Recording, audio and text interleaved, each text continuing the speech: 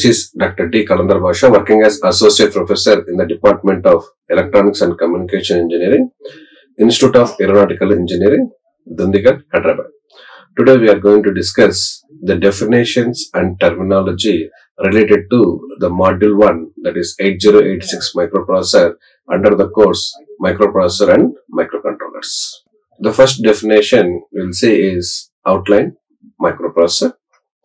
Microprocessor is a controlling unit of a microcomputer fabricated on a small chip capable of performing arithmetic and logical operations and communicating with other I/O devices or peripherals like USART, that is Universal Synchronous or Synchronous Receiver Transmitter, DMA controller, that is Direct Memory Access Controller, or Programmable Peripheral Interface, that is PPI, or we can have the Interrupt Controller PIC 8259.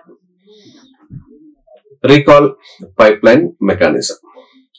Pipelining is a technique used in advanced microprocessor where the microprocessor begins executing a second instruction before the first instruction being completed.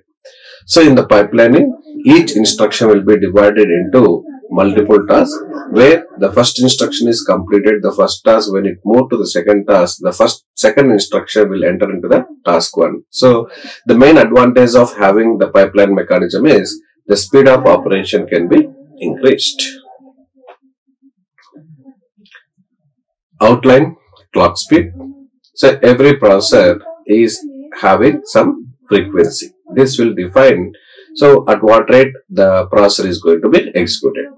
So the clock speed determines how many instructions per second the processor can execute.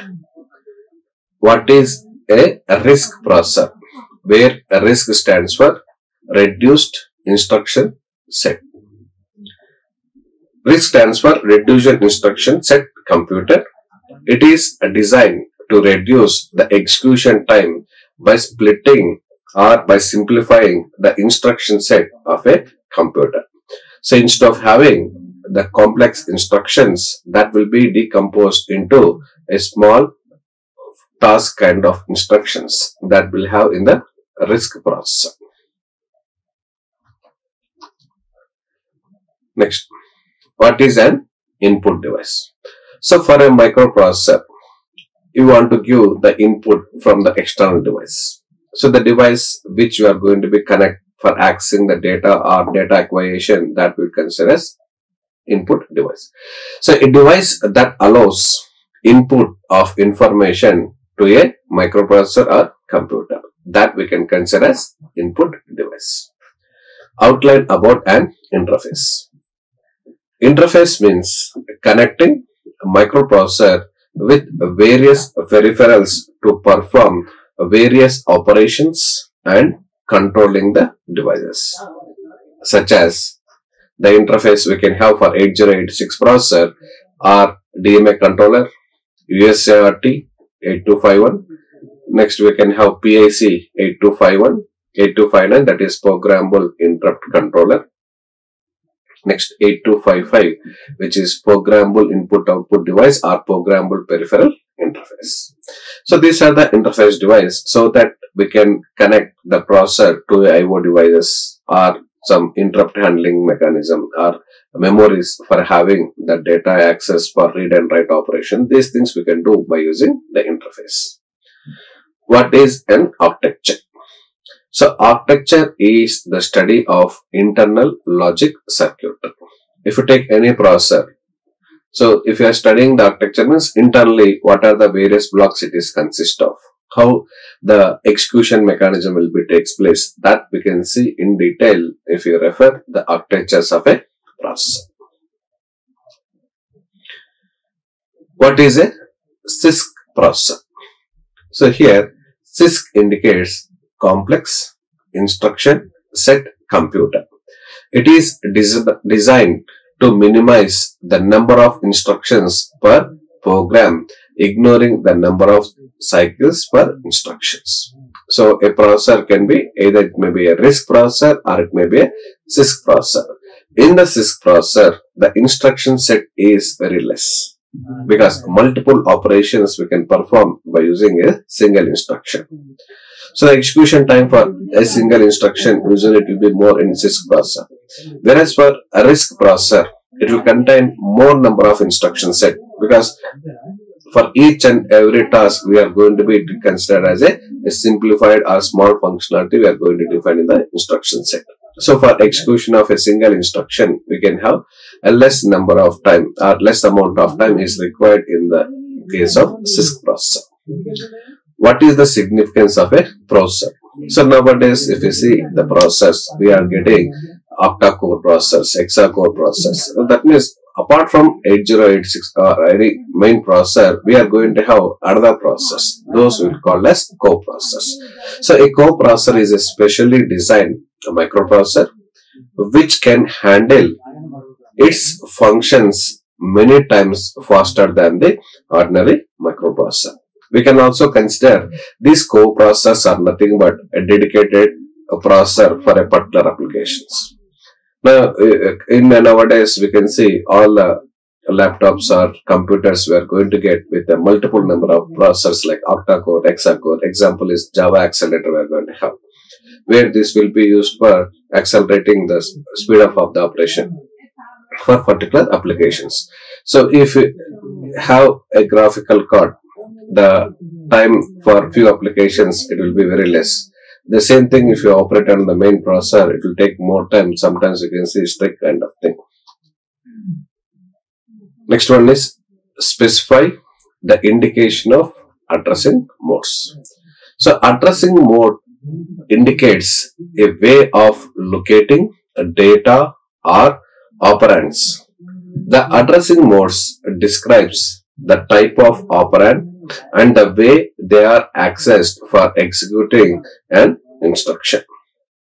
So various addressing modes which are supported in 8086 processor are immediate addressing mode, direct addressing mode, register addressing mode, register indirect addressing mode, indexed addressing mode, relay to register addressing mode, base indexed addressing mode, relay to based index addressing mode for sequential execution. For control transfer instructions, we are going to have intra-segment addressing mode and inter-segment addressing mode. Out of these two, again, we can have the address we can specify either directly or indirect manner. Next one is need of ALU. So ALU stands for Arithmetic Logic Unit. So the ALU main functionality is to operations related to arithmetic and logical operations. Any processor, the size of the processor mainly depends upon what is the size of ALU. So this ALU will define the processor how much amount of data it can able to process. What is an instruction format? So for every instruction, we are going to define few fields. So for processor, if you take any processor, it is going to have some instruction format.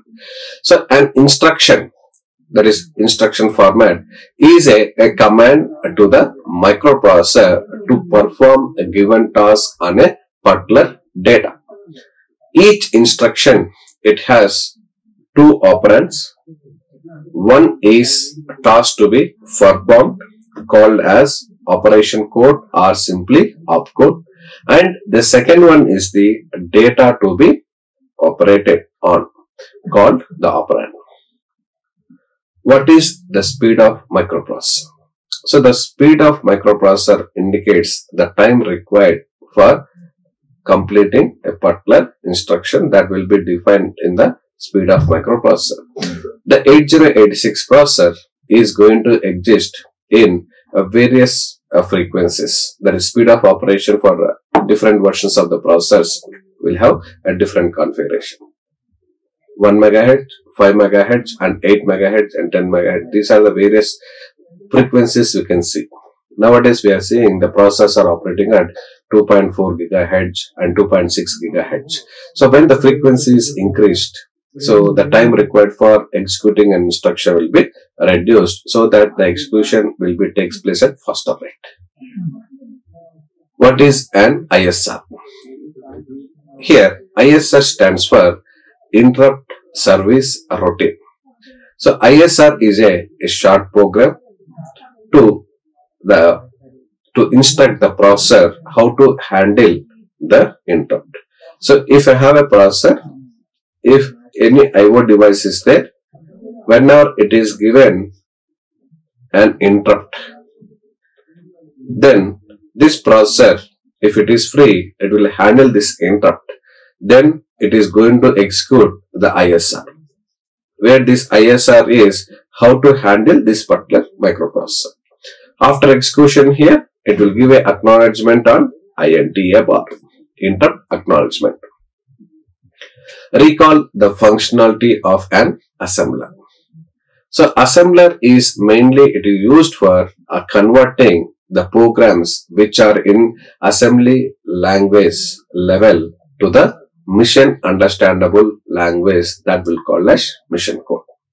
So the assembly programming is somewhat nearer to the processor architecture compared to high level language, whereas with respect to the mission code or mission level language program, assembler language will be a little bit user friendly. If it is mission level language, we have to remember the opcodes for each and every instructions, whereas assembly level language we are going to be write using some mnemonics which will have opcode and some operands will be there. So that opcode will be in the binary format if you prefer a mission level language. So the assembler, the main objective is the user who are writing the programs related to the processor, they will write in assembly level language program. Those programs will be converted into mission understandable language that will call as mission codes. So between this, we are going to be place a assembler. The next one is define instruction. So instruction is a command to the processor to perform a particular task. Define mnemonics in assembly language program. Mnemonics in assembly level language program is a abbreviation for an operation. It is entered in the operation code field of each assembler program instruction. What is a control unit? Every processor will have the control unit. We will see what is the control unit is going to perform. The control unit is the main component of the CPU in computers that directs operations during the execution of a program by the processor. Its function is to fetch and execute instruction. What is an address bus? Every processor will consist of three different kinds of buses: address bus, data bus, and control bus. Now we will see what is the significance of address bus. The address bus carries addressing signals from the processor to either memory or IO peripherals and other addressable devices around the processor. So if you are connected an IO device or memory to fetch a particular IO device or particular memory, we have to pass the address information. So that address information will be passed on the address lines of the processor. In 8086 processor, we are going to have 20 address lines. When it comes to 8051 microcontroller, we are going to have only 16 address lines. Justify microprocessors are versatile. The microprocessors are versatile as the same chip can be used in a number of applications by configuring the software programs. What is a register? The register is a mini storage area for data used by the arithmetic and logic unit to complete the tasks the control unit has requested. So whenever the processor is executing some instruction and if the operands are placed in some registers, so to store the data for a temporary amount of time, we are going to use the register where the registers are present inside of the processor so that the access will be takes place at first operand. what is the functionality of a free fetch unit?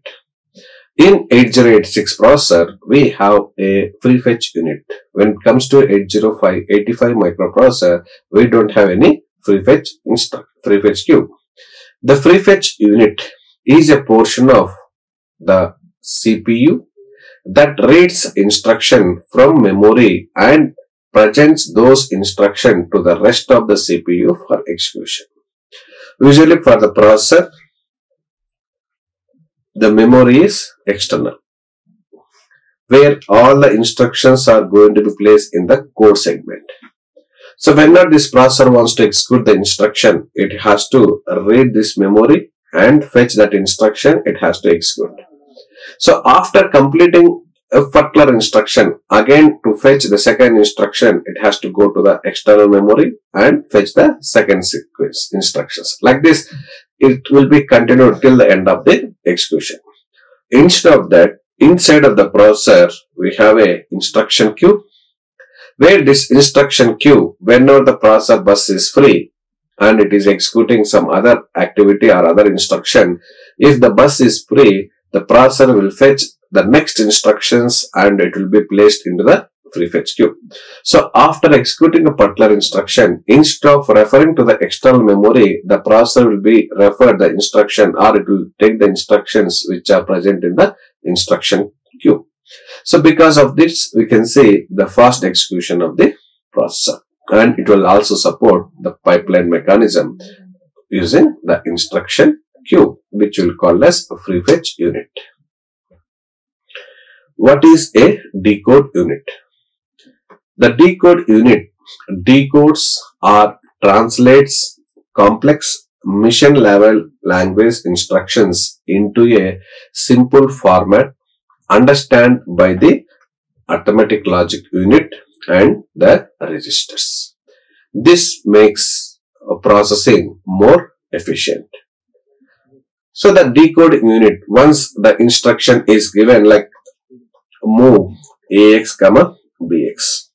So what are the functions it has to perform for a simple move AX, BX instruction is, first we have to read the contents of BX and write the content into AX register.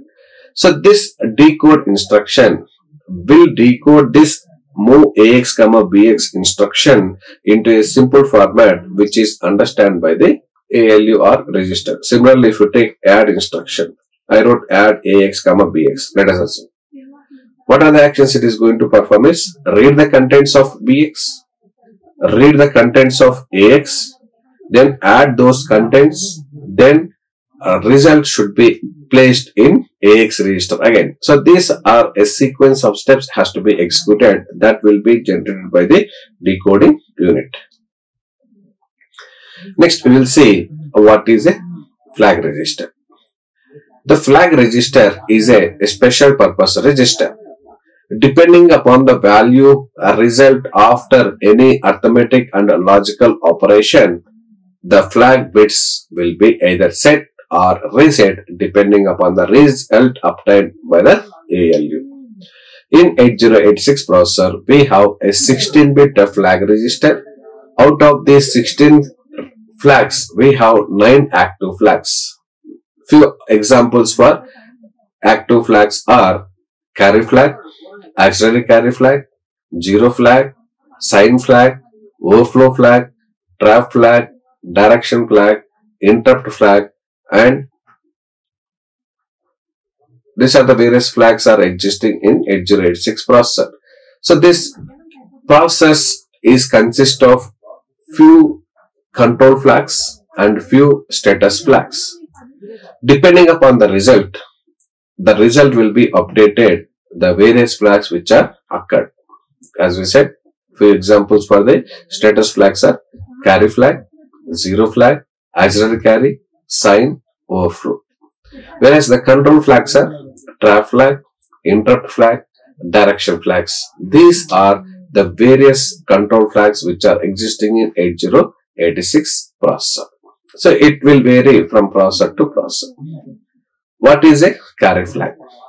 So carry flag is set if there is any carry or borrow during arithmetic operations. So when we are adding a D1 data with a data 2, so when you are doing this data, if there is any carry generated from the MSB position, then that will be reflected in the carry flag. If you carry is generated, then the carry flag will be set. If no carry is generated, in that case, the carry flag will be reset. Similarly, when we are subtracting D1 with a D2, if D1 is less than D2, in that case, we require a borrow. If borrow is taken in the MSB position, that we are going to be see in the carry flag. If borrow is taken, the carry flag is equivalent to 1. If no borrow is taken, the carry flag is equivalent to 0. There is one more kind of flags which is related to the same kind of significance, that is auxiliary carry.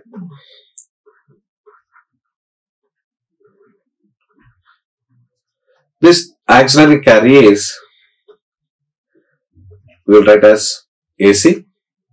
This auxiliary carry will signify whenever there is a carry generated or borrow taken in the lower neighborhood, that is bit 0 to bit 3.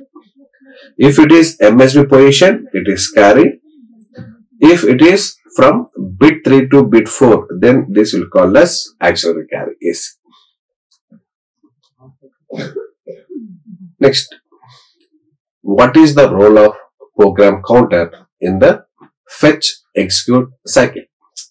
The role of a program counter is it usually stores the memory address of the next instruction to be executed by the processor. So this program counter is mainly holding the address of the next instruction which has to be executed. In 8085 processor, we have program counter, whereas in 8086 processor, the offset of the next instruction will be held in the instruction pointer. When it comes to 8051 microcontroller, again we are going to be refer the next instruction holding as a program counter only. It is a register. Depending upon the processor, the program counter size also will vary. Explain stack. The stack is a LIFO data structure where LIFO stands for last in, first out. It is implemented in the RAM area and is used to store the address and data when the microcontroller or microprocessor branch to a subroutine. This is one of the case where we use the stack memory. So whenever the processor is executing some main program, in the main program, somewhere here we have a call to subroutine. Then the control will be transferred from the main program to subroutine. When the control is transferring from main program to the subroutine, whatever the address of the next instruction, some XYZ instruction I am having, the CS and the IP values in 8086 processor, these are going to be placed onto the top of the stack. So why we need to store this one is, after executing the subroutine, again we have to return to the main program, to which address we have to redirect. So for holding those address, a backup copy kind of thing, we are going to use the stack memory, where the stack memory is going to have address of the next instruction to be executed when it comes to call instruction. Next, when the control is taken back from subroutine to main program, the contents of the stack are going to be popped into CS and IP registers in 8086 microprocessor. The next one is, what is an assembly language programming? Assembly language programming is a low-level programming language which are generally portable across multiple systems. So there are various types of language programs we are having, like high-level language, assembly language and mission language. The mission level language is very closer to the processor, whereas assembly level language program a little bit closer to processor, whereas high level language is processor independent. Example, if you write a program in high level language, that we can execute on multiple processors. So platform independent also you can consider. Whereas assembly language, if we consider, the instructions we have to use according to your target processor. So, unless we are not aware of the target processor, we can't write the program, because from one processor to another processor, the instruction set as well as instruction format will be varied. So, according to the processor whichever we are using, we have to write the instruction in assembly language programming. So, assembly language is closer to the processor architecture. However, the mission level language is purely processor dependent. Define a memory organization. Memory organization defines how memory space is organized for a microprocessor or microcontroller. So this memory, mainly we have two types of memory mechanisms we are having. One is van Neumann architecture, the second one is hardware architecture. In the van Neumann architecture, the entire memory will be considered as only one block. No segmentation will be there. Whereas in the hardware architecture, the memory is divided into some number of segments. So this 8085 will support van Neumann architecture, whereas 8086 processor will support the hardware architecture. So the advantage of hardware architecture is a similar kind of information we can store in a segment. That is code, entire code related information we can store in a particular segment.